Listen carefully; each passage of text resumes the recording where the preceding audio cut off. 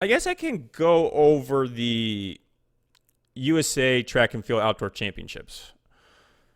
I'll go over two races. I'll go over the 1500 and the 800 meter final. I watched the semis on Friday for the 800, and just some quick notes that I got out of this was within the two heats, you had Bryce Hopel, Clayton Murphy, Isaiah Harris, Wes Ferguson, Isaiah Jewett, and Will Summer, the auto qualifiers. And going into this, I wanted to root for Isaiah Jewett. He's my boy. The reason why is he's just super fun, really nice guy, and he loves Naruto. He was saying that when he was trying to qualify for the Olympics a couple years ago, he was in the middle of the race and he was reenacting a Naruto scene in his head.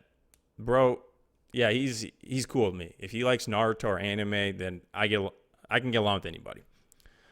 So this is the note I wrote before watching the final, just an FYI. So this I wrote for my prediction. Hopple for the win. He is seasoned and continues to get better. He runs under 145 when it matters most, and he has world credentials since his time at Kansas. Isaiah Harris is also a consistent runner, so be on the lookout for him. Clayton Murphy has been a little streaky since his Olympic run, but there's always a chance when he's on the field. He has the wheels. However, I would love to see Jewett get the bronze. All right, so we'll go to the actual race final after I go over the 1500 meter final. So this was great. I actually missed it because I was at a fireworks show with my family, but I did watch a rerun the next morning. So just some people from the starting list that I looked out for. Drew Hunter. I remember he made news when he went pro right out of high school. Joe Wascom. He's the 2023 1500 meter NCAA runner-up. He currently runs at the University of Washington. Rio 1500 meter champion Matthew Centrich was there. And my favorite from the list was Yard Naguse. He broke the American record in the 1500 at the Bristol Games with a 3:29:02. I remember talking about him previously when he broke the NCAA record when he was at Notre Dame, where he ran a 3:34. So he's just always been on my list as this record breaker dude that really breaks the norm of American running. And I'll get to that in a sec, what I mean by that. Other two guys I followed were Cole Hawker and Sam Prackle. These guys were Oregon Ducks. They were teammates. Hawker finished sixth at the Olympic Games in Tokyo. So he's definitely a guy that knows how to run for sure. So look at the race. First lap, Hawker started in the lead, and then Naguse took over towards the end of that lead. Centrich was just kind of chilling in the back. It doesn't really surprise me. That's just kind of how he likes to do it. By the second lap, Kessler was sitting right behind Naguse, and then the bell lap came around. Naguse was making moves, but Wascom took over in that final 200 with a very strong and powerful kick. However, Naguse and Hawker put it in another gear, and Naguse completely took over and finished with the dub by the final 50 meters. He finished in 3:34.9. So he's a very interesting person to watch because he breaks the norm of American running.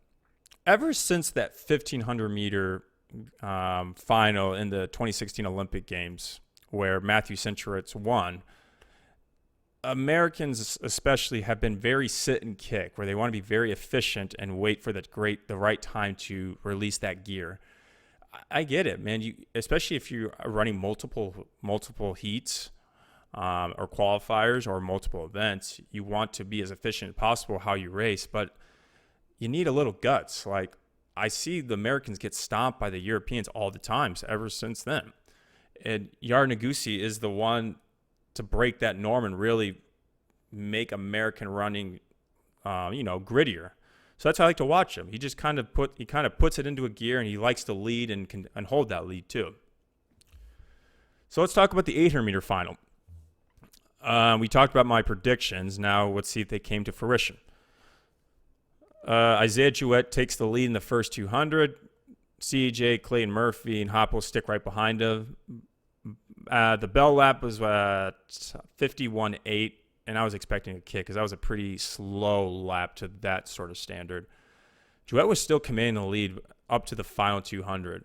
Hopple was itching, and he took over in that final 100 meters. Murphy and Isaiah Harris got second and third. Murphy got in Hopple's space, and some elbows were thrown. which was kind of out of character for Murphy. However, this what kind of ticked me off a little bit was Isaiah Harris tried to go in between CJ and Hopple in the race to an area where there's essentially no space. Like, what was he trying to get out of it? There was talks of him getting disqualified, and to be honest, I kind of wish he did. The final results, it went from Bryce to Isaiah Harris, Clayton Murphy, and then my boy Isaiah Jewett. The reason I wanted Isaiah Harris to get disqualified is because if he got disqualified, Murphy moves to second, and my boy Jewett moves to third. However, great race. Everyone was really aggressive. I like the little elbows thrown. I just don't like irresponsible running where you're trying to get into a space that doesn't exist, though.